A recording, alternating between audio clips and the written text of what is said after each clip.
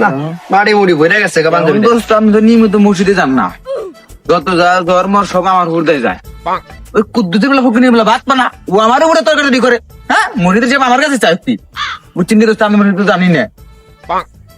এখন দোস্ত মসজিদে যাবো কি, ঘুষ খাই কুল ভাই না, আপনি তো সবকিছু জানেনি। সব এলাকায় যত ঘুষ মাদ্দার মা ইতে বিচার টিচার হয় সবগুলোতে তো আমি ঠিক ঘুষ খাই। এখন তো একা একা সবকিছু করে কুল পাই না। এখন তো আপনি থাকেন না সপ্তাহে একটা দিন, এইটার দিন বলে আমি মসজিদে যাহারি না।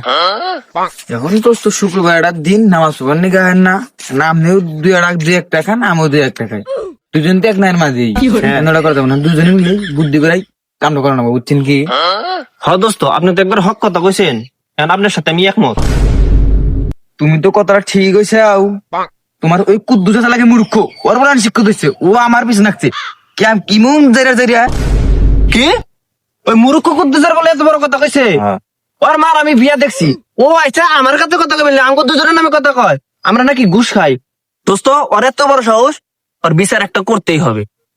সামনের সপ্তাহ মসজিদে যাওয়ার বিহিত আমি করবো। দোস্ত আমি আপনার একমত। ওই পুণ্যদের বাড়িতে বলে বিচার হয়েছে এই সমাজের নিগা মরিদুরের সময় দিয়েছে নন যাই, ওইটা বিচারটা করে আহি, আর যে ক্যাশটা হিসাব করে আহি নন যাই, ছয় নয় বুঝতে নন যাই। ঠিক কথা নাই ঘুষ তো খাই সবাই জানে, আমি যদি মসজিদে করি এটা তো জানলে তো আমার মান সমান শেষ একবার। বিচারটা বলে পুণ্যের বাড়িতে নন যাই, চলেন হ্যাঁ করে দিই, লেলা সুগা করে দিই। চলেন। শালা ঘুষ করে বাচ্চারা নাকি নিকে ঘুষ করে বাচ্চারা হেজে গেছে, এখনো শালারা মসজিদের টিয়া ঘুষ খায়, কিভাবে ঘুষ করতে লি? ঘুষ করে তাড়াতাড়ি ডাক দে, ডাক দে আমি বিচারটা কর, তাড়াতাড়ি করাই ডাক দে। ওরা এমন এমন ঘুষ করে মসজিদের টেমাই রাখায়, ওরা লেহেবে নেস্রা। ঠিক আছে, মসজিদের নামে কলঙ্ক, সমাজের নামে কলঙ্ক, ঘুষ খায়।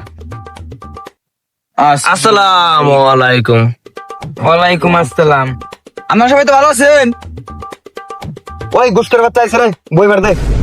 ওই কেন কইছ রে, একবার পারা দে, একবার বুড়ি বুড়ি ছেড়ে আলাম একবার। একবার আগে ভেঙে দাও হ্যাঁ আঙ্গুল কোট হ্যাঁ মার চল। আরে বাবাটা বঞ্চে রাগেছে আবার দে। ঘুষ করে আইছে, বই মার দে। কি করে এই কে গুরু আমার হ্যাঁ এই একবার কিছু নাই। হ্যাঁ দোস্ত আমি সবাই থাক না, আমি গেলাম গা। দাঁড়ান দাঁড়ান দোস্ত দাঁড়ান, আরে দাঁড়ান দোস্ত দাঁড়ান। কোচ যে খাইছেন এটা শুনছি যে কেস করার কথা, কেস যদি করে আমরা দুজন তো খাইছে যাবো, লাখ টাকার মামলা, ঠিক আছে? আমাকে যদি এমনি গোলবাল বুঝাইয়া বিচারটা শেষ করে আমাকে কাটিয়ে পড়া নাকবো। দোস্ত আমি খেলে আমনে নিয়ে গেলাম, নাম যাই বহেন। ঠিক আছে।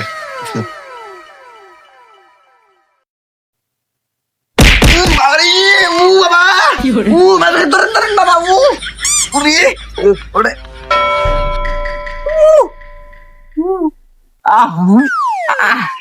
ইস ইস উফ দোস্তটা কি হইলো?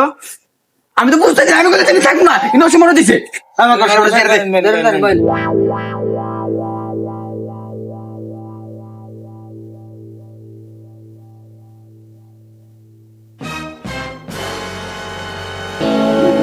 বুঝলাম না দোস্ত।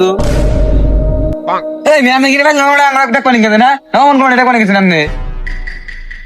দোস্ত কাকে মনে সুসুরি দিল? আপনার কিটা মনে হয়েছে? হ্যাঁ দোস্ত আমার মনে হয় এটা মনে হয়েছে।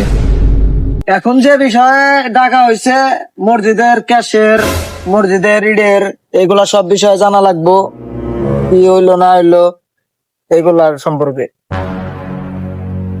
এখন যেহেতু মসজিদের ক্যাশের টাকার বিষয় হিসাবটা অবশ্যই দিব, বন্ধু কইছিল যে কিন্তু দেখছে এখন মসজিদের টাকার হিসাব অবশ্যই দিব, যেহেতু ক্যাশের টাকা, এটা তো আর মায়ের রাখা যাবে না, এটা হচ্ছে মসজিদের টাকা।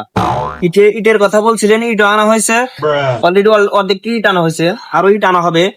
কিন্তু এই পরিবার বলা খুব দূর, ওই যে আমার বন্ধুর হাতে ব্যবহারটা করলো, এটা কিন্তু আমি মাইনে নিতে পারবো না। ওই জিনের সিনের দেখে আমার বন্ধুরা অপমান করে, এটা কোনো কথা? যে সেদিন মসজিদ থেকে আসার সময় অপমান করছি, আমার আজকেও অপমান। জিনে ভাই বললাম ভাই তোর জন্য মসজিদের হিসাবই করা বললাম না ভাই বিচারে থাকলাম দাদা, মসজিদের টাকা আরো এরকম পালে টাকা